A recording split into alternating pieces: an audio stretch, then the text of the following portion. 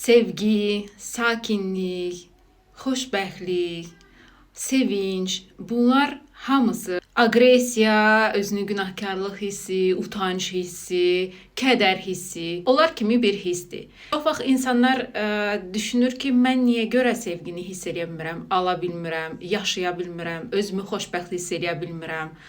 Bilirsiniz, o bizim el dilində bir söz var, общиdən bakı bağla, общidən işığı bağla.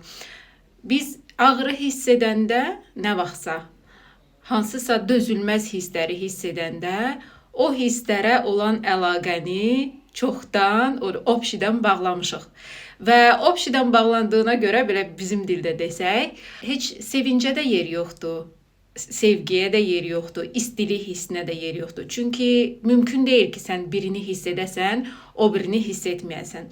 Ona görə də əgər sevgiyə əlçatan eləmək istəyiriksə özümüzə, əgər xoşbəxtliyi, sakinliyi özümüzə əlçatan eləmək istəyiriksə, общidən bakı açmalıyıq. Amma onu açsaq, o biri hisslərlə də üzləşməyimiz lazım gələcək. Hə, bu çox vaxt qorxulu gəlir, hə, çox vaxt insan bundan rastlaşmaq istəmir.